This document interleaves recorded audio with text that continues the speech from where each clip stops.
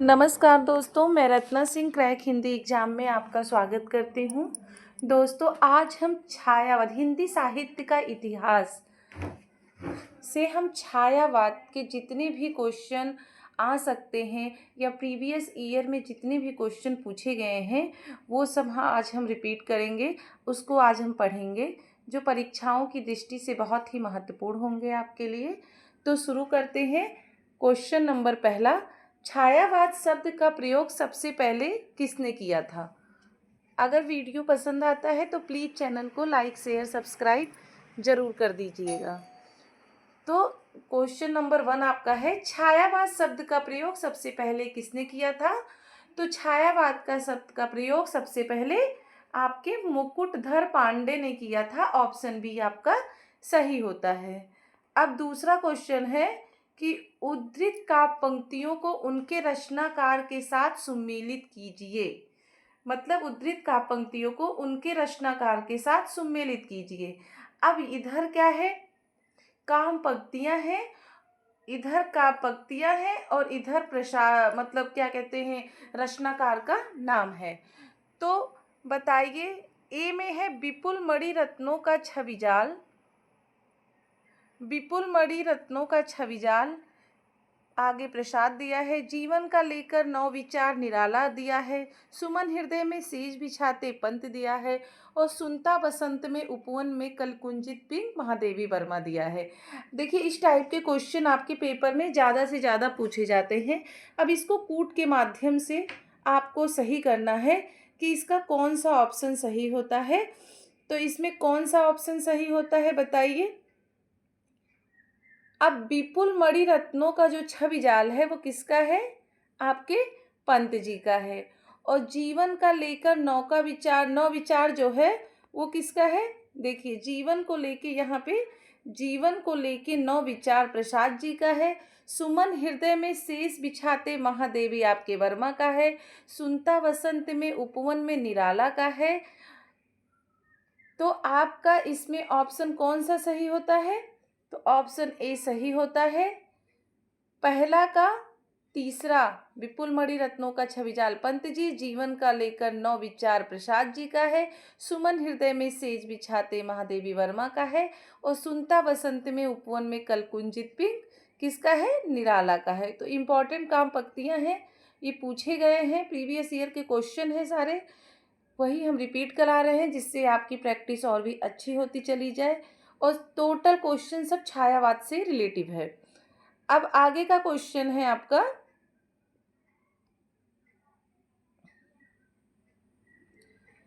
अब आगे का क्वेश्चन है कि आचार्य रामचंद्र शुक्ल के अनुसार छायावाद में प्राप्त होने वाली प्रतीक शैली पर किस साहित्य का प्रभाव है? तो आचार्य रामचंद्र शुक्ल के अनुसार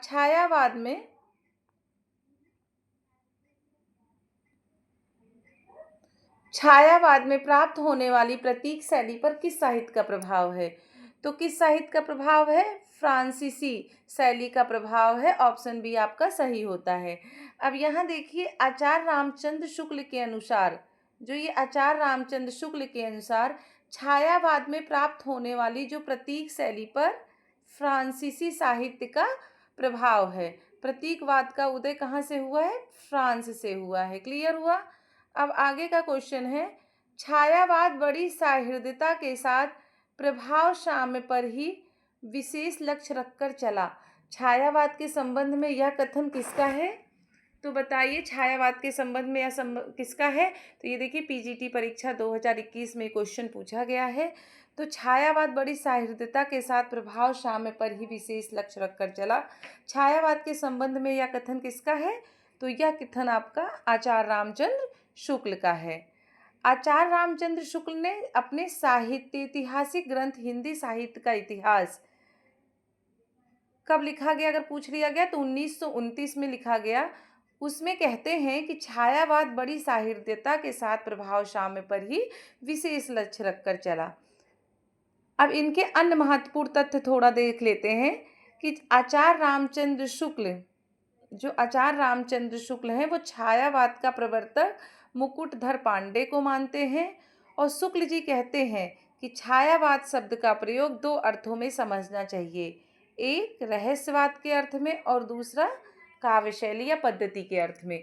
तो ये भी अगर ये क्वेश्चन ये भी कथन के रूप में पूछ सकता है कि छायावाद शब्द का प्रयोग दो अर्थों में समझना चाहिए, एक रहस्यवाद के अर्थ में, दूसरा काव्य शैली या पद्धति के अर्थ में। किसने कहा है? तो आचार्य रामचंद्र शुक्ल जी की ये कथन है। आगे क्वेश्चन है, छायावाद युग का प्रवर्तक किसे कहा जाता है? जयशंकर प्रसाद, सुमित्रानंद पंत, महादेवी वर्मा या सूर्यकांत त्रिपाठी निराला। तो छायावादी युग का प्रवर्तक किसे कहा जाता है? जयशंकर प्रसाद जी को।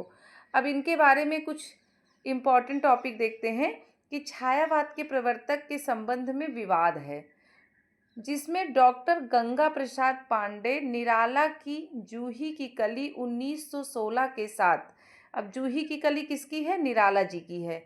इस युग के प्रवर्तक महाप्राण निराला को मानते हैं। कौन मानते हैं? गंगा प्रसाद पांडे। अगर पूछ लिया गया कि गंगा प्रसाद पांडे किसको छायावाद का प्रवर्तक मानते हैं, तो निराला को मानते हैं। और निराला को क्या कहा गया है? महाप्राण कहा गया है। जूही की कली निराला जी की है। अब देखिए, छायावाद का काल क्या है? 1918 से 1936 ईस्वी तक माना जाता है। अधिकतर विद्वान जो हैं वो प्रसाद की झरना, इसका रचना काल कब है? 1918। तो प्रसाद की झरना से इस युग की शुरुआत मानते हैं। चूँकि इस युग में प्रसाद का आगमन पहले हुआ और छायावाद की भी यहीं से शुरुआत मानी जाती है, अतः जयशंकर प्रसाद को ही क्या माना जाता है? छायावाद का प्रवर्तक माना जाता है। लेकिन बहुत विद्वानों का काफ़ी मतभेद है। जैसे गंगा प्रसाद पांडे जी हैं, वो निराला की जूही की कली को क्या मानते हैं? छायावाद का। वो महाप्राण निराला को क्या मानते हैं? छायावाद युग का प्रवर्तक मानते हैं। लेकिन दरअसल जयशंकर प्रसाद को ही क्या माना गया है? छायावाद का प्रवर्तक माना गया है। तो यहाँ तक क्लियर हुआ कि छायावाद का काल कहाँ से कहाँ तक है? 1918 से 1936। और जो प्रसाद की रचना है झरना, वहीं से इस युग की छायावाद की शुरुआत मानते हैं हम। तो क्लियर हुआ यहाँ तक का क्वेश्चन, बहुत इंपॉर्टेंट क्वेश्चन है ये। अब आगे का जो क्वेश्चन है कि कामायनी, जो महाकाव्य कामायनी में निहित दर्शन है, तो महाकाव्य कामायनी में देखिए, ये आपके TGT, PGT, LT grade, DSSB के पेपर हुए, और जो हिंदी से इस सब्जेक्ट की तैयारी कर रहे हैं, हिंदी सब्जेक्ट से, इनके लिए ये क्वेश्चन बहुत ही ज़्यादा इम्पॉर्टेंट है। तो महाकाव्य जो कामायनी में निहित दर्शन क्या होता है? तो महाकाव्य कामायनी में जो निहित दर्शन है वो प्रत्यभिज्ञा दर्शन होता है। क्लियर हुआ? आगे का क्वेश्चन है, श्रद्धा नामक पात्र किस महाकाव्य में है? तो बताइए, श्रद्धा नामक पात्र किस महाकाव्य में है? तो आपके ऑप्शन ए सही होता है, कामायनी में श्रद्धा नामक पात्र हैं। अब कामायनी के प्रमुख पात्र हैं राम, कृष्ण, रत्नसेन या मनु। तो कामायनी के जो प्रमुख पात्र होते हैं वो कौन है? मनु है। क्लियर हुआ यहाँ तक का क्वेश्चन? आगे क्वेश्चन है, कामायनी के संदर्भ में असत्य कथन चिन्हित कीजिए। पेपर में सत्य और असत्य कथन बहुत आते हैं, बच्चों को इसी में कंफ्यूज हो जाते हैं, क्योंकि वो ध्यान से क्वेश्चन पढ़ते नहीं और असत्य की जगह वो सत्य को टिक करते चले आते हैं। इसलिए इसको ध्यान से पढ़ना कि जहाँ पे असत्य कथन है इसको जरूर ध्यान देना। तो कामायनी के संदर्भ में ये 4 ऑप्शन है, उसमें से एक असत्य कथन है, तो आपको बताना है असत्य कथन कौन सा है। देखिए, इस क्वेश्चन में आंसर सही नहीं आने की वजह से इस प्रश्न को क्या कहते हैं? मूल्यांकन से बाहर कर दिया गया था, जो असिस्टेंट प्रोफेसर परीक्षा 2014 में था। वस्तुतः कामायनी जो है, देखिए यहाँ से देखिए, वस्तुतः कामायनी प्रसाद द्वारा रचित 15 सर्गों का महाकाव्य है। कितने सर्गों का महाकाव्य है? 15 सर्गों का, जिसमें अद्वैतवाद तथा प्रतिभिज्ञा दर्शन है। इसमें मानवीय मनोभावों के आधार पर चिंता से आनंद तक की यात्रा कराई गई है। आगे का क्वेश्चन है, कामायनी में कुल कितने सर्ग हैं? तो जहाँ तक हमने देखा था कि कामायनी में 15 सर्ग हैं। कामायनी महाकाव्य 15 सर्गों में विभक्त है। ये सर्ग हैं कौन कौन से? चिंता, आशा, श्रद्धा, काम, वासना, लज्जा, कर्म, ईर्ष्या, ईड़ा, स्वप्न, संघर्ष, निर्वेद, दर्शन, रहस्य तथा आनंद। कामायनी में स्वयं कामायनी नाम भी कम प्रतीकात्मक नहीं है। तो ऐसे भी पूछ लिया जाता है, अभी 15 सर्गों में से पूछ लिया, लज्जा, कर्म, ईर्ष्या, ये कहाँ से लिए गए हैं, तो ये कामायनी के सर्गों में से हैं। ये सर्ग भी याद रखना जरूरी है। 15 सर्गों के नाम भी आपको बहुत अच्छे से याद होना जरूरी है। तो कर्म सर्ग से पहले कामायनी का प्रयोग नहीं होता है। कर्म सर्ग से पहले कामायनी सर्ग का प्रयोग नहीं होता है। पांडुलिपि संस्करण में यज्ञ सर्ग जो बाद में लेखक द्वारा कर्म कर दिया गया, जैसे कि युद्ध सर्ग को संघर्ष सर्ग कर दिया गया। तो क्लियर हुआ कि कामायनी में कुल कितने सर्ग हैं? 15 सर्ग हैं और ये 15 सर्गों के नाम हैं। आगे का क्वेश्चन है, छायावाद की पहली रचना मानी जाती है। तो बताइए छायावाद की पहली रचना क्या मानी जाती है? तो छायावाद की पहली रचना आपका ऑप्शन डी सही होता है, झरना मानी जाती है। और झरना से ही छायावाद युग की शुरुआत मानी जाती है। क्लियर हुआ? आगे का क्वेश्चन है कि इन कवियों को आरोही कालक्रम में व्यवस्थित करें। तो पहले इन कवियों का जो जन्म स्थान के हिसाब से हमें इस कवियों को सही क्रम में व्यवस्थित करना है। तो इसमें आपका ऑप्शन बी सही होता है। ऑप्शन बी सही होता है। पहले प्रसाद आए हैं, फिर निराला आए हैं, फिर पंत आए हैं, फिर महादेवी वर्मा आए हैं। अब इसका कालक्रम देख लेते हैं कि आरोही क्रम में सही कालक्रम क्या है। प्रसाद का जो कालक्रम है 1889 से और 1937 ईस्वी है। कुछ स्रोतों में जन्म 1890 ईस्वी भी मिलता है। अब निराला का क्या है, 1896 से 1961 ईस्वी में, और इसमें भी कुछ स्रोतों में 1897 है, लेकिन 1896 से 1861 ही माना गया है। पंत जी का कालक्रम क्या है, 1900 से 1977, और महादेवी वर्मा का क्या है, 1907 से 1987। तो इस हिसाब से सबसे पहले कौन आए, प्रसाद आए, क्योंकि उनका जन्म काल है 1889 से 1937। फिर निराला आए 1896 से 1961। फिर पंत आए 1900 से 1977, और फिर कौन आई, महादेवी वर्मा 1907 से 1987 ईस्वी। अब देखिए यहाँ क्या है, नगेंद्र द्वारा संपादित पुस्तक हिंदी साहित्य के इतिहास में पंत की मृत्यु 1970 में दी गई है। अब पंत का तो देखिए 1977 माना गया है, लेकिन डॉक्टर नगेंद्र द्वारा जो संपादित पुस्तक है उसमें पंत की मृत्यु क्या दी गई है, 1970 दी गई है। अब यहाँ देखते हैं प्रमुख छायावादी रचनाएं देखते हैं। चिदम्बरा क्या है, पंत की रचना है। कामायनी प्रसाद की बहुत ही इम्पॉर्टेंट है, ये ध्यान से देखिएगा। चिदम्बरा पंत की है, कामायनी प्रसाद की है, राम की शक्ति पूजा निराला की है, यामा महादेवी वर्मा की है, और चित्तौड़ की जो चिता है वो राम कुमार वर्मा की है। ये प्रमुख छायावादी रचनाएं हैं। आगे क्वेश्चन देखते हैं, आधुनिक काल की किस काव्यधारा में रहस्यवाद की भावना पाई गई है? तो बताइए आधुनिक काल की किस काव्यधारा में रहस्यवाद की भावना पाई गई है? तो ऑप्शन बी आपका छायावाद में रहस्यवाद की भावना पाई गई है। अब थोड़ा सा इसके महत्वपूर्ण तथ्य को देख लेते हैं कि आधुनिक काल की छायावाद काव्यधारा में रहस्यवाद की भावना पाई जाती है। छायावाद दो अर्थों में प्रयुक्त किया गया है। कौन कौन से? एक रहस्यवाद के अर्थ में और शैली विशेष या पद्धति विशेष के व्यापक अर्थ में। छायावाद दो अर्थों में प्रयुक्त होता है। कौन कौन सा? रहस्यवाद के अर्थ में और शैली विशेष या पद्धति विशेष के व्यापक अर्थ में। अब इसके अन्य महत्वपूर्ण तथ्यों पर ध्यान दे देते हैं कि 1916 के आसपास हिंदी में कल्पनापूर्ण स्वच्छंदता और भावुकता की एक लहर उमड़ी। भाव भाषा शैली, छंद अलंकार सभी दृष्टियों से पुरानी कविता से इसका कोई मेल ना था। आलोचकों ने इसे छायावाद या छायावादी कविता का नाम दिया। तो क्लियर हुआ यहाँ तक का क्वेश्चन। अब देखते हैं आगे का क्वेश्चन। प्रस्तुत पंक्ति क्या है? प्रस्तुत काव्य पंक्ति के रचयिता का नाम चिन्हित कीजिए। कितने हृदय के मधुर मिलन क्रंदन करते वन विरोह कोक। तो इस काव्य पंक्ति के रचयिता का नाम आपको बताना है कि कितने हृदय के मधुर मिलन क्रंदन करते वन विरोह कोक। तो इसके काव्य पंक्ति के रचयिता कौन है? प्रसाद जी हैं।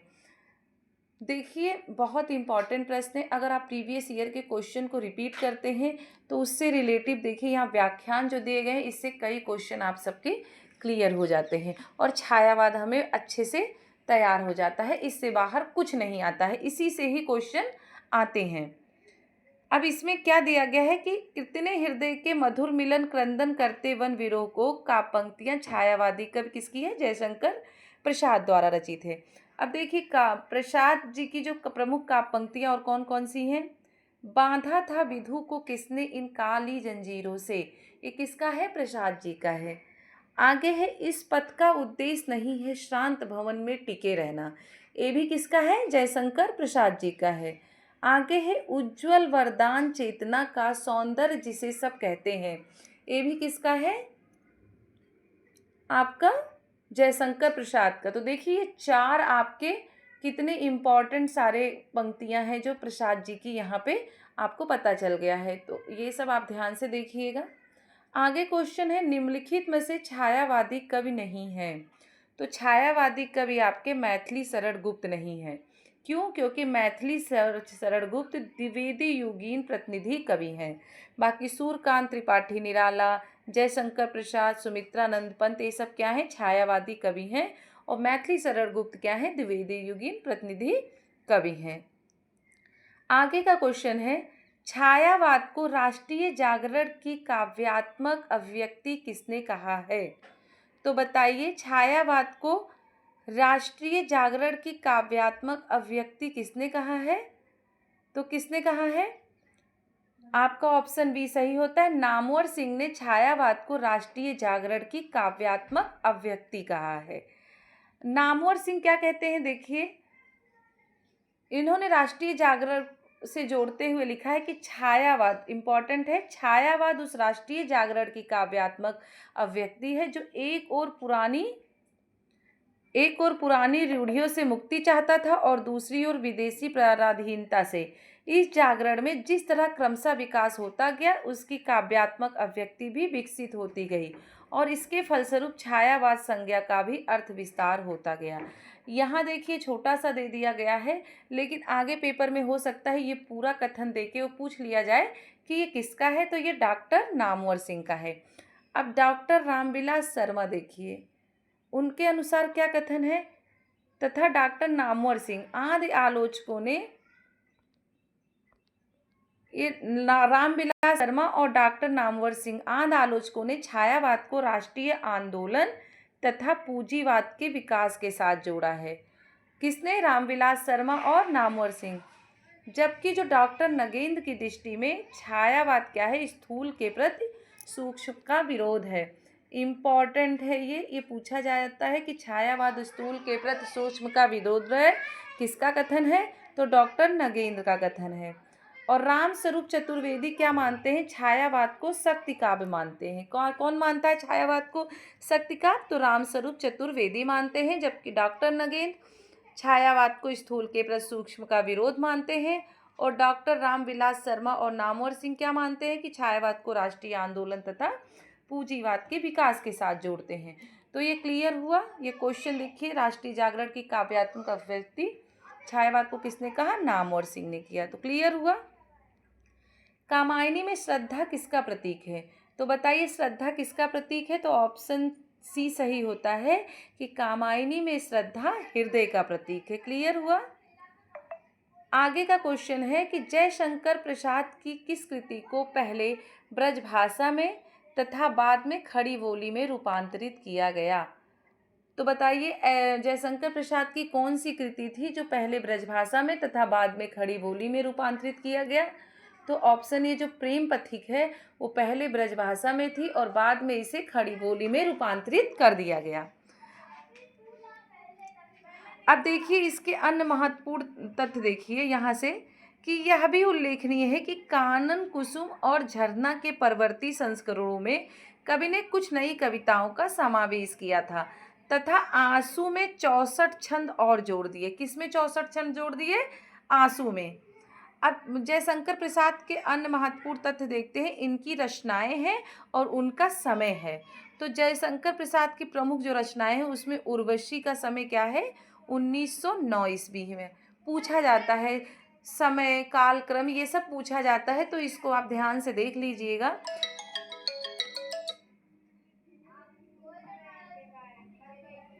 तो उर्वशी का जो समय है 1909 ईस्वी, वन मिलन 1909 ईस्वी, प्रेमराज 1909 ईस्वी, अयोध्या का उद्धार 1910 ईस्वी और शोकोच्छ्वास 1910 ईस्वी।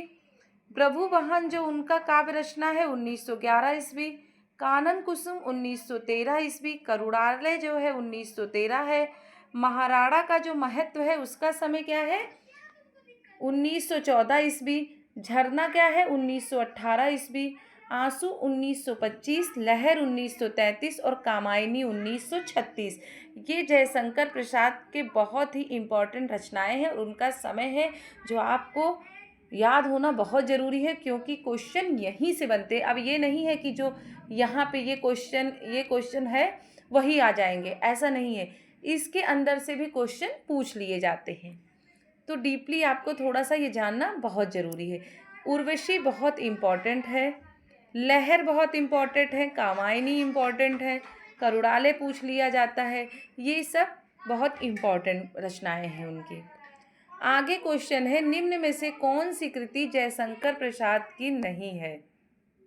तो जयशंकर प्रसाद की कौन सी कृति नहीं है, तो ऑप्शन बी जो दीप शिखा है वो जयशंकर प्रसाद की कृति नहीं है, जबकि कानन कुसुम, झरना, कामायनी ये जयशंकर प्रसाद की है। दीप शिखा किसकी है, ये महादेवी वर्मा की कृति है। आगे है, सन 1918 में प्रकाशित जयशंकर प्रसाद के काव्य संकलन झरना में कितनी कविताएं थीं। देखिए क्वेश्चन कैसे बनते हैं। 1918 में प्रकाशित जयशंकर प्रसाद के काव्य संकलन झरना में कितनी कविताएं थीं। देखिए ये क्वेश्चन मैं इसलिए आपको पढ़ा रही हूँ कि इससे आपको आइडिया मिल जाएगा कि पेपर कैसे आते हैं, क्वेश्चन कैसे आते हैं, और प्रीवियस ईयर के क्वेश्चन के आधार पे ही पेपर पूछे जाएंगे, इससे बाहर कुछ नहीं आएगा। तो ये छायावाद के बहुत ही इम्पोर्टेंट क्वेश्चन हैं। 1918 में प्रकाशित जयशंकर प्रसाद के काव्य संकलन झरना में कुल कितनी कविताएं थी, तो आपका ऑप्शन सी सही है, टोटल 24 कविताएं थीं। क्लियर हुआ। अब आगे का क्वेश्चन है, आंसू है मुक्तक काव्य संकलन है, अतुकांत काव्य है, प्रबंध काव्य है कि कोई नहीं, तो आंसू इनमें से कोई नहीं है, ना मुक्तक काव्य है, ना अतुकांत काव्य है, ना प्रबंध काव्य है। आंसू क्या है आपका, आंसू विरह काव्य है, जिसमें प्रेम की अतीत की मादक स्मृतियों की याद में आंतरिक ज्वाला, विषाद और वेदना का इजहार है। स्मृति के रूप में प्रायः 3 वस्तुओं का उल्लेख है, प्रिय के शारीरिक सौंदर्य और परिरंभ कुंभ का मदिरा तथा निश्वास मलय के झोंके का। तो आंसू क्या है, एक विरह काव्य है। आगे क्वेश्चन है, निम्न विकल्पों में से प्रसाद जी द्वारा रचित विरह काव्य कौन सा है। तो निम्न विकल्पों में प्रसाद जी द्वारा रचित विरह काव्य क्या है, जैसे हमने ऊपर पढ़ा आंसू जो है वो विरह काव्य है। आगे का क्वेश्चन है, जयशंकर प्रसाद की कृतियाँ किस विकल्प में हैं। तो बताइए जयशंकर प्रसाद की कृतियाँ किस विकल्प में हैं। तो आपका ऑप्शन बी सही होता है। जयशंकर प्रसाद की कृतियाँ हैं झरना, लहर, ध्रुव स्वामिनी और स्कंदगुप्त। ये किसकी हैं, जयशंकर प्रसाद की हैं। जबकि पल्लव, गुंजन, युगबाड़ी, ग्राम्या किसकी है, सुमित्रा नंदन पत्त की है। और परिमल, गीतिका, प्रबंध तुलसीदास सूर्यकांत त्रिपाठी निराला की है। और नीरजा, सांधगीत, स्मृति की रिखाएँ और पद के साथी महादेवी वर्मा की हैं। तो आपका ऑप्शन भी सही होता है, झरना, लहर, ध्रुव स्वामिनी, स्कंदगुप्त किसकी है, जयशंकर प्रसाद की है। तो क्लियर हुआ। आगे का क्वेश्चन है, केवल सूक्ष्मगत सौंदर्य सत्ता का राग कहकर छायावाद का किसने विरोध किया। मतलब छायावाद केवल सूक्ष्मगत सौंदर्यता का राग नहीं है, यह कहकर छायावाद का किसने विरोध किया। तो किसने विरोध किया, महादेवी वर्मा ने किया। महादेवी वर्मा यहाँ पे क्या लिखती है कि छायावाद स्थूल की प्रक्रिया में उत्पन्न हुआ है। छायावाद ने कोई रूढ़िगत अध्यात्म या वर्गगत सिद्धांत का संचयन न देकर हमें केवल समष्टिगत चेतना और सूक्ष्मगत सौंदर्य सत्ता की ओर जागरूक कर दिया था। इसी से उसे यथार्थ रूप में ग्रहण करना हमारे लिए कठिन हो गया। अतः स्पष्ट है कि महादेवी वर्मा ने केवल सूक्ष्मगत सौंदर्य सत्ता का राग कहकर छायावाद का विरोध किया है। तो क्लियर हुआ, इसका व्याख्या यहाँ पे काफ़ी अच्छे से दिया गया है। आगे का क्वेश्चन है, छायावाद का व्यक्ति स्वातंत्र्य सामंती मर्यादाओं के विरुद्ध बहुत बड़ा कदम था। क्या था? छायावाद का जो व्यक्ति स्वतंत्र सामंती मर्यादाओं के विरुद्ध बहुत बड़ा कदम था। छायावाद संबंधी या अभिमत कथन इनमें से किस आलोचक का है? कथन बहुत इंपॉर्टेंट है, तो कथन आप जरूर याद कर लीजिएगा। तो ये किसका कथन है? नामवर सिंह का है। नामवर सिंह का क्या कहते हैं कि छायावाद का व्यक्ति स्वतंत्र सामंती मर्यादाओं के विरुद्ध बहुत बड़ा कदम था। नामवर सिंह हिंदी साहित्य आलोचना के प्रमुख स्तंभ हैं। कौन है आलोचना साहित्य के प्रमुख स्तंभ? ये भी क्वेश्चन पूछा जाता है। तो कौन है? नामवर सिंह है। अब नामवर सिंह की प्रमुख पुस्तकें देखते हैं। छायावाद हो गया, कविता के नए प्रतिमान हो गया, पूछा जाता है, कई बार पेपर में आ चुका है। दूसरी परंपरा भी बहुत इम्पॉर्टेंट है, पूछा गया है। दूसरी परंपरा की खोज, वाद विवाद संवाद, आलोचक के मुख से इतिहास और आलोचना, ये सब नामवर सिंह की पुस्तकें हैं और इनको आलोचना साहित्य का प्रमुख स्तंभ कहा गया है। आगे का क्वेश्चन है, मैं नीर भरी दुख की बदली, यह कथन किसका है? तो मैं नीर भरी दुख की बदली किसका है? महादेवी वर्मा का कथन है। क्लियर हुआ। आगे का क्वेश्चन है, कामायनी एक पुनर्विचार कृति का प्रकाशन किस वर्ष में हुआ? तो कामायनी एक पुनर्विचार कृति है, किसकी है? किसकी है ये? इसका प्रकाशन किस वर्ष में हुआ? तो 1961 में हुआ। और कामायनी एक पुनर्विचार किसकी है? गजानन माधव मुक्तिबोध की समीक्षा कृति है, जिसका प्रकाशन 1961 में हुआ। कामायनी एक पुनर्विचार, आप जयशंकर प्रसाद मत लगा के आ जाना, ये गजानन माधव मुक्तिबोध की समीक्षा कृति है, जिसका प्रकाशन 1961 में हुआ।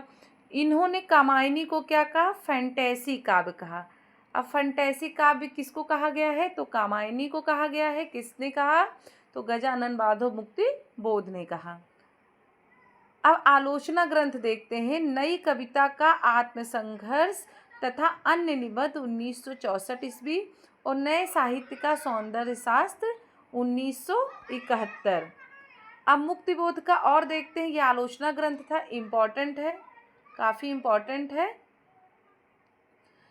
नई कविता का आत्मसंघर्ष तथा अन्य निबंध 1964 और नए साहित्य का सौंदर्य शास्त्र 1971 किसका आलोचना ग्रंथ है? तो गजानन माधव मुक्तिबोध का है।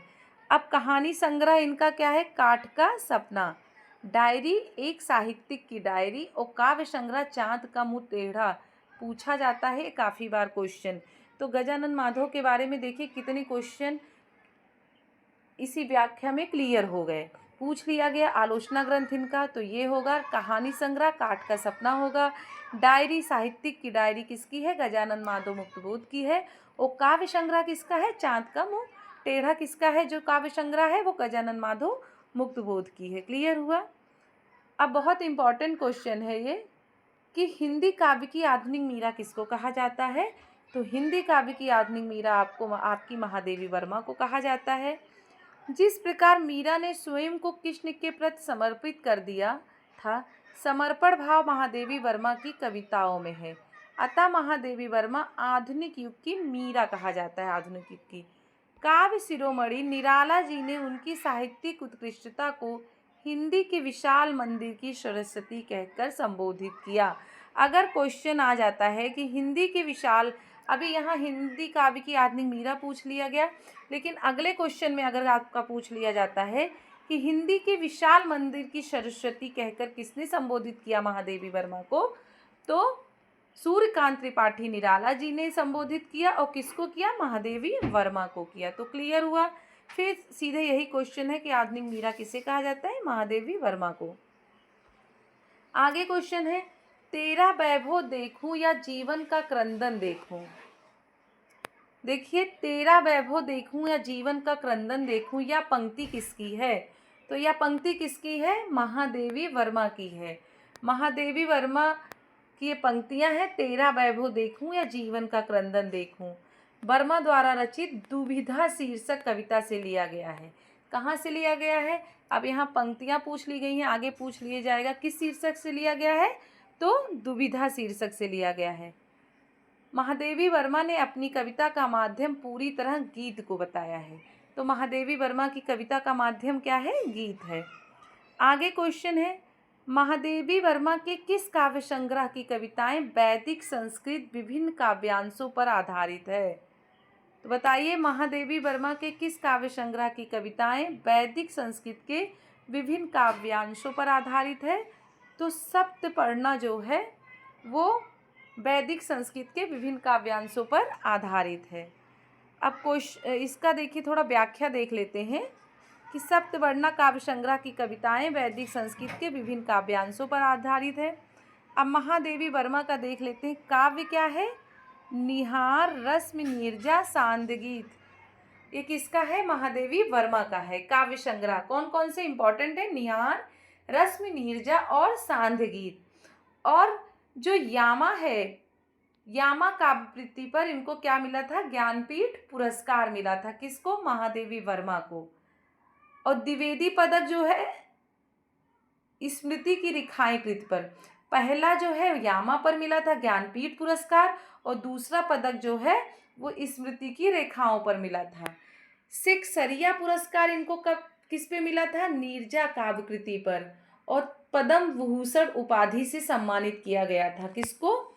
महादेवी वर्मा को। और शिक्षरिया पुरस्कार नीरजा पर, द्वितीय पदक स्मृति की रेखाएं पर, और यामा पर इनको ज्ञानपीठ पुरस्कार मिला था। ये महादेवी वर्मा के बारे में इम्पॉर्टेंट है, इससे बाहर आपका कुछ भी नहीं आएगा। आगे है, निराला की कविता राम की शक्ति पूजा पर किस रचना का सर्वाधिक प्रभाव है? तो राम की शक्ति पूजा किसकी है? निराला की। और इस रचना पर किसका प्रभाव सर्वाधिक है? तो कृत्तिवास रामायण का प्रभाव राम की शक्ति पूजा पर है। तो राम की शक्ति पूजा पर किस रचना का प्रभाव है? तो कृत्तिवास रामायण का है। अब देखिए, कृत्तिवास रामायण के आधार पर सूर्यकांत त्रिपाठी निराला ने राम की शक्ति पूजा मिथक काव्य रचना की है। कृत्तिवास किस भाषा में है? बंगाल की लोकप्रिय कवि थे। कृत्तिवास कौन थे? बंगाल के लोकप्रिय कवि थे। निराला जी ने इनकी रामायण कथा में परिवर्तन तो नहीं किया, लेकिन राम के चरित्र को आधुनिक मनुष्य के अंतर्द्वंद से जोड़ दिया। निराला की कविताओं पर भारतीय दर्शन का गहरा प्रभाव है। जो राम की शक्ति पूजा है वो लंका कांड के कथानक को लेकर लिखी गई। किसकी, कहाँ से लिखी गई? लंका कांड के कथानक पर लिखी गई एक लंबी कविता है राम की शक्ति पूजा। अब पूछ लिया जाए निराला जी की लंबी कविता, तो राम की शक्ति पूजा है। इसमें अपने सर्जक के निजत्व के समीपतम पहचान का प्रतिफल है। यह राम कथा कम निराला के रचनात्मक संशय, संघर्ष एवं आत्मबलिदान की कहानी इसमें दी गई है। किसमें? राम की शक्ति पूजा में। आगे का क्वेश्चन है, निराला की शक्ति की पूजा किससे प्रेरित होकर लिखी गई? तो कृत्तिवास रामायण से। क्लियर हुआ? आगे का क्वेश्चन है, पंत जी की रचनाओं में वीणा और पल्लव दोनों में अंग्रेजी कविताओं से लिए हुए भाव और अंग्रेजी भाषा के लाक्षणिक प्रयोग बहुत मिलते हैं। यह कथन किसका है? तो यह कथन रामचंद्र शुक्ल का है। रामचंद्र शुक्ल जी क्या कहते हैं? रामचंद्र शुक्ल जी कहते हैं कि पंत जी की रचनाओं में वीणा और पल्लव दोनों में अंग्रेजी कविताओं के लिए हुए भाव और अंग्रेजी भाषा के लाक्षणिक प्रयोग बहुत मिलते हैं। ये एक कथन हो गया इनका। दूसरा वो क्या कहते हैं, ये देखिए, दूसरा क्या कहते हैं कि पंत जी की पहली पौढ़ रचना पल्लव है, जिसमें प्रतिभा के उत्साह या साहस का तथा पुरानी काव्य पद्धति के विरुद्ध प्रतिक्रिया का बहुत बढ़ा चढ़ाकर प्रदर्शन किया। तो आगे कथन ये भी आ सकता है कि पंत जी की पहली पौढ़ रचना पल्लव है, जिसमें प्रतिभा के उत्साह या साहस का तथा पुरानी काव्य पद्धति के विरुद्ध प्रतिक्रिया का बहुत बढ़ा चढ़ाकर प्रदर्शन है। किसका कथन है? तो ये भी आचार्य शुक्ल का कथन है, पंत जी के बारे में इन्होंने कहा है। आगे क्वेश्चन है, सुमित्रा नंदन पंत का जन्म स्थान जन्म जरूर पूछा जाता है। तो सुमित्रा नंदन पंत का जन्म स्थान कहाँ है? कौशानी है।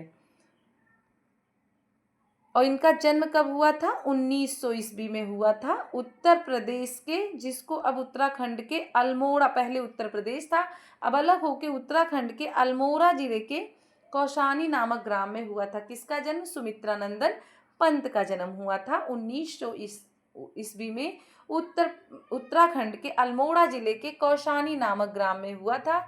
इनकी मृत्यु 1977 ईस्वी में इलाहाबाद, जो अब प्रयागराज के नाम से जाना जाता है, वहाँ पे हुआ।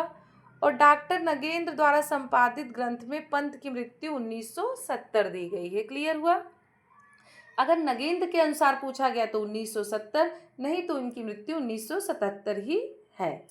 आगे क्वेश्चन है, तुम वहन कर सको जनमन में मेरे विचार, वाणी मेरी चाहिए तुम्हें क्या अलंकार। ये पंक्तियां सुमित्रानंदन पंत की किस कृति से उद्धृत है?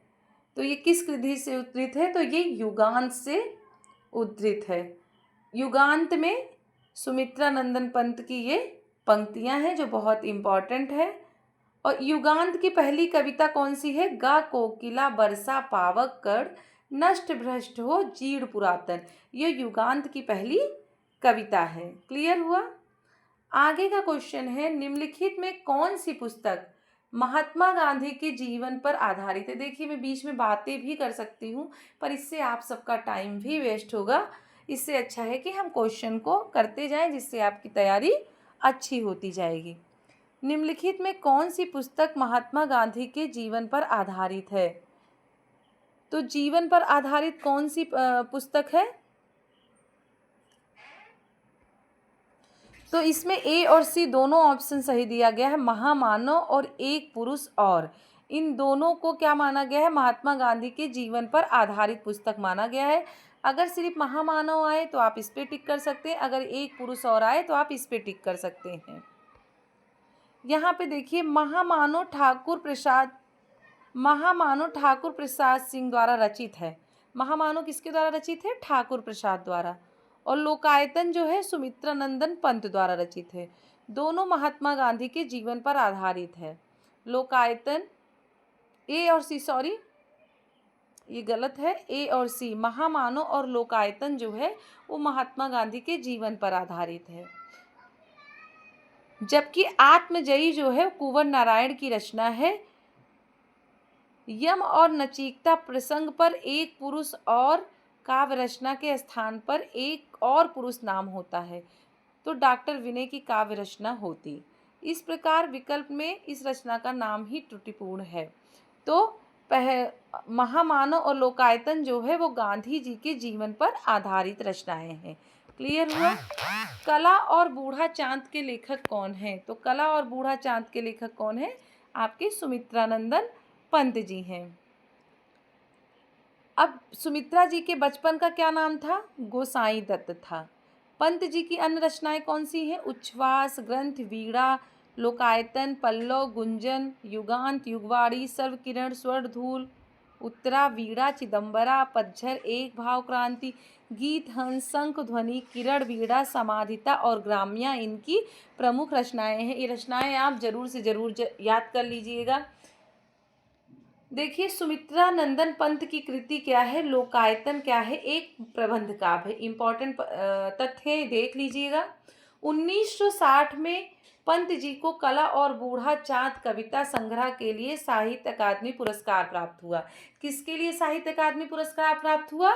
तो कला और बूढ़ा चांद के लिए सुमित्रानंदन पंत को साहित्य अकादमी पुरस्कार प्राप्त हुआ। कब हुआ? 1960 में। और लोकायतन इनका प्रबंध काम है। और लोकायतन पर सोवियत लैंड नेहरू और चिदंबरा पर ज्ञानपीठ पुरस्कार प्राप्त हुआ। इंपॉर्टेंट है। लोकायतन पर कौन सा पुरस्कार प्राप्त हुआ? तो सोवियत लैंड नेहरू और चिदंबरा पर ज्ञानपीठ पुरस्कार। सुमित्रानंदन पंत की जो ग्राम्या कृति का संबंध किससे है? ग्रामीण परिवेश से है। पंत जी ने ग्राम्या में गांव की विभिन्न समस्याओं का आकलन किया है। युगवाणी में मार्क्स और गांधी के सिद्धांतों को पुस्तक से पढ़कर छंदोबद्ध किया गया है। किसमें? युगवाणी में। और पंत जी ने अपनी पहली कविता गिरजे का घंटा की रचना 1916 में की। तो अगर पूछ लिया गया पंत जी की पहली कविता, तो गिरजे का घंटा है और इसका रचना काल क्या है? 1916 ईस्वी है।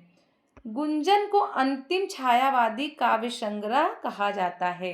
देखिए सुमित्रा नंदन पंत के बारे में इम्पोर्टेंट जो तथ्य हैं वो इसी क्वेश्चन में दे दिए गए हैं कि लोकायतन इनका प्रबंध काव्य है, कला और बूढ़ा चाँद कविता पर साहित्य अकादमी मिला, लोकायतन पर सोवियत लैंड चिदम्बरा पर ज्ञानपीठ पुरस्कार मिला, ग्रामीण परिवेश से है, युगबाड़ी में मार्क्स और गांधी के सिद्धांतों को पुस्तक से पढ़कर छंदोबद्ध किया गया, और पंत जी ने अपनी पहली कविता क्या है, गिरजे का घंटा, जिसका रचनाकार 1916 है, और गुंजन उनकी अंतिम छायावादी काव्य संग्रह है। बहुत इंपॉर्टेंट तथ्य है ये।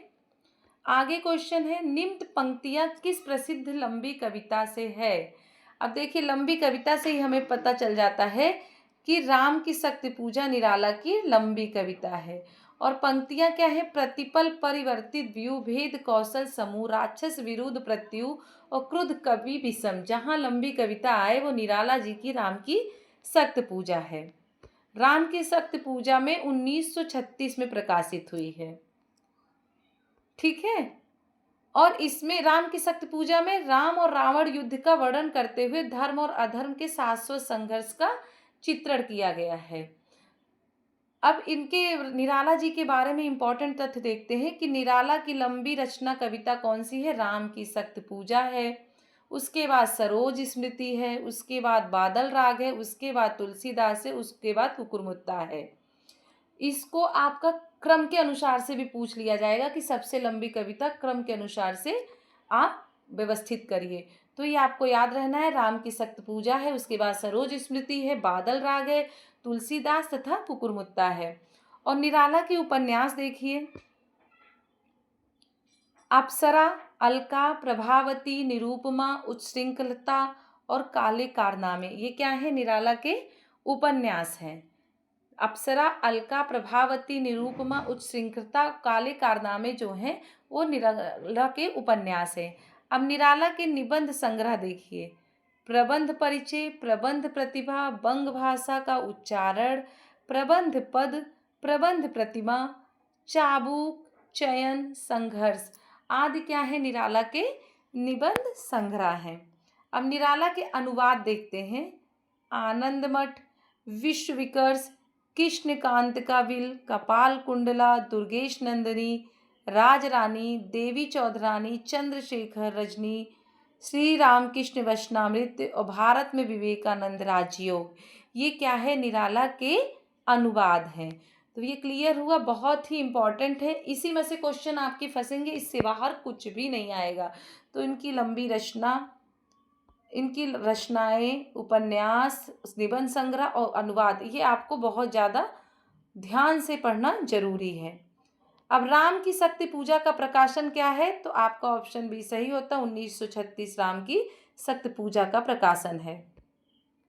अब निराला की निम्नलिखित कविताओं में कौन लंबी कविता नहीं है, तो देखिए सरोज स्मृति, कुकुरमुत्ता, राम की शक्ति पूजा लंबी कविता है, जबकि भिक्षुक ऑप्शन ए लंबी कविता नहीं है। आगे का है, निराला की बादल राग कविता का संबंध किससे है, तो ऑप्शन डी सही होता है, प्रकृति के सौंदर्य से है। बादल राग आपको पता ही चल जाएगा कि प्रकृति के सौंदर्य से है। आगे का है क्वेश्चन, बुरांश कविता के रचयिता कौन है, तो बुरांश कविता के जो रचयिता है वो कौन है, सुमित्रा नंदन पंत जी हैं। सुमित्रा नंदन पंत ने कुमायूं में केवल एक ही कविता लिखी। अगर पूछ लिया जाए कि सुमित्रा नंदन पंत ने कुमायूं में कौन सी कविता लिखी, तो ये क्या है, बुरांश है, कुमायूं में लिखी गई है। किसने लिखी है, सुमित्रा नंदन पंत ने लिखी है। कुमायूं के प्रसिद्ध कवि कौन से हैं, कुमायूं के प्रसिद्ध कवि कौन है, हीरा सिंह राणा ने अपनी पुस्तक बुरांश में कविता देते हुए वहां के जेवरों का वर्णन किया है। आगे का क्वेश्चन है, हिंदी साहित्य में महाप्राण किस कवि के लिए प्रयुक्त होता है, तो हिंदी साहित्य में महाप्राण निराला के लिए प्रयुक्त होता है।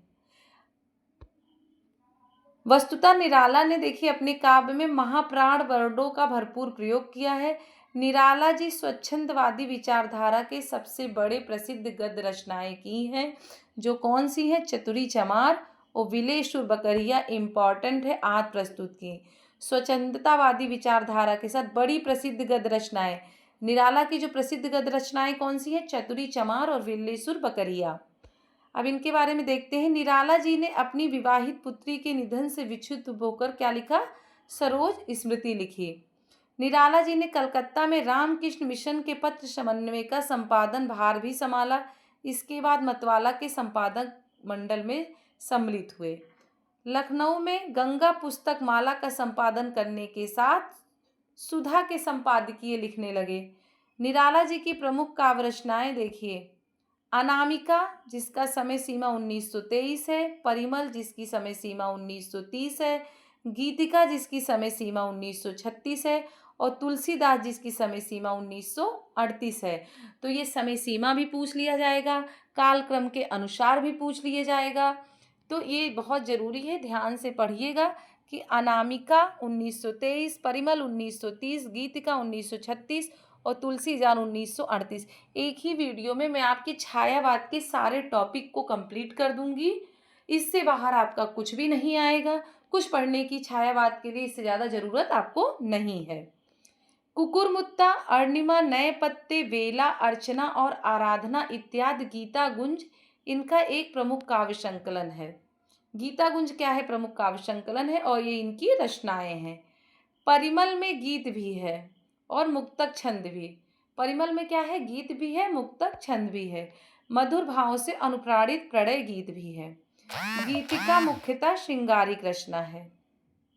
इनकी अत्यधिक समर्थ काव्य रचना राम की सख्त पूजा और शोक गीत सरोज स्मृति है। पंचवटी प्रसंग काव्य की रचना सूर्यकांत त्रिपाठी निराला ने की है। किसकी? पंचवटी प्रसंग काव्य की रचना। पंचवटी नाम की एक रचना मैथिली शरण में ने भी की है, मैथिली शरण गुप्त ने भी। और पंचवटी प्रसंग, अगर प्रसंग आया तो सूर्यकांत त्रिपाठी निराला, और पंचवटी आया तो सिर्फ मैथिली शरण गुप्त ने। आगे का है, निम्नलिखित में निराला की व्यंग परक कविता कौन सी है?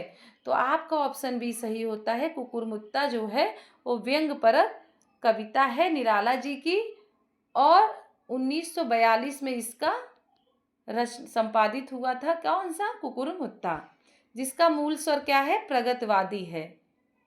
यह निराला के काव्य संकलन नए पत्ते में संकलित है। किसमें संकलित है? नए पत्ते में। आगे का क्वेश्चन है, देखिए फिर वही क्वेश्चन है आगे। छायावाद को स्थूल के प्रति सूक्ष्म का विरोध किसने कहा? तो डॉक्टर नगेन ने छायावाद के प्रति स्थूल के प्रति सूक्ष्म का विरोध छायावाद को कहा। अब छायावाद में डॉक्टर नगेंद्र की अन्य कृतियां देखते हैं कि रीति काव्य की भूमिका, भारतीय काव्य शास्त्र की भूमिका, रस सिद्धांत, अरस्तु का काव्य शास्त्र, काव्य में उदात्त तत्व, काव्य बीम, नई समीक्षा, ये सब किसका है? डॉक्टर नगेंद्र का है। तो ये नगेंद्र की प्रमुख कृतियां आप जरूर याद रखिएगा। अब महादेवी वर्मा के अनुसार देखते हैं कि छायावाद प्रकृति के बीच जीवन का उद्गीत है। यह किसने कहा? तो महादेवी वर्मा ने कहा। अब डॉक्टर कुमार वर्मा के अनुसार देखते हैं कि आत्मा और परमात्मा का गुप्त वाग विलास रहस्यवाद है और वही छायावाद है। ये छायावाद के प्रति लोगों का, इन जो हैं कवि, इनके अपने अपने विचार हैं। तो ये पूछ सकता है कि आत्मा और परमात्मा का गुप्त वाग विलास रहस्यवाद है और वही छायावाद है। किसका कथन है? तो डॉक्टर राम कुमार वर्मा के अनुसार। अब शांत प्रिय द्विवेदी के अनुसार क्या कहते हैं कि जिस प्रकार मैटर ऑफ फैक्ट इतिवृत्तात्मक के आगे की चीज छायावाद है, उसी प्रकार छायावाद के आगे की चीज रहस्यवाद है। ये किसने कहा? शांत प्रिय द्विवेदी ने कहा। आगे का क्वेश्चन है, छायावाद विलायती अव्यंजनावाद का विलायती संस्करण है। यह कथन किसका है? तो यह कथन रामचंद्र शुक्ल का है। रामचंद्र शुक्ल ने कहा कि छायावाद विलायती अव्यंजनावाद का विलायती संस्करण है। आगे है, इनमें कौन उत्तर छायावादी कवि नहीं है? तो उत्तर छायावादी कवि कौन नहीं है? राम कुमार वर्मा जो है उत्तर छायावादी कवि नहीं है, जबकि नरेंद्र शर्मा, बच्चन और अंचल क्या है? उत्तर छायावादी कवि हैं। राम कुमार वर्मा उत्तर छायावादी कवि नहीं है। डॉक्टर राम कुमार वर्मा का नाम छायावाद के किसमें है? द्वितीय वर्ग के कवियों में सर्वाधिक उल्लेखनीय है। उनके रूपरास निषीद चित्ररेखा आकाशगंगा आदि काव्य संग्रहों में छायावादी पद्धति की रचनाएं संकलित हैं। आकाशगंगा, चित्ररेखा, निषीद और रूपरास किसका है? रामकुमार वर्मा का है। छायावाद के द्वितीय वर्ग के कवियों में डॉक्टर वर्मा हैं, उदय शंकर भट्ट हैं, मोहन लाल महतो हैं वियोगी, लक्ष्मी नारायण मिश्र हैं, जनार्दन प्रसाद झा जिसको द्विज के नाम से जाना जाता है वो हैं, गोपाल सिंह नेपाली हैं, केदारनाथ मिश्र प्रभात हैं और आरसी प्रसाद सिंह हैं। ये छायावाद के द्वितीय वर्ग के कवि हैं, जबकि उत्तर छायावादी के कवि नरेंद्र शर्मा, बच्चन और अंचल हैं।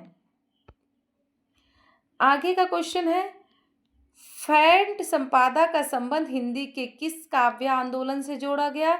तो फैंट समाटा का संबंध हिंदी के छायावाद किससे जोड़ा गया? हिंदी के छायावाद से जोड़ा गया। किसका? फैंट समाटा का संबंध हिंदी के छायावाद से जोड़ा गया।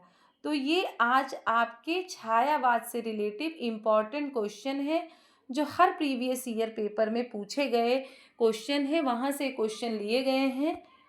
आप इसको पढ़ लीजिए, इससे बाहर आपका कुछ नहीं आएगा। इसमें व्याख्यात्मक वर्णन भी हर कवियों के बारे में है। तो आज का वीडियो यहीं पे समाप्त होता है। अगर वीडियो पसंद आए तो प्लीज़ चैनल को लाइक, शेयर, सब्सक्राइब ज़रूर कर दीजिएगा। आगे हम ऐसे ही और क्वेश्चन लेके आएंगे जो आपकी परीक्षाओं के लिए महत्वपूर्ण हो। तब तक के लिए नमस्कार, धन्यवाद।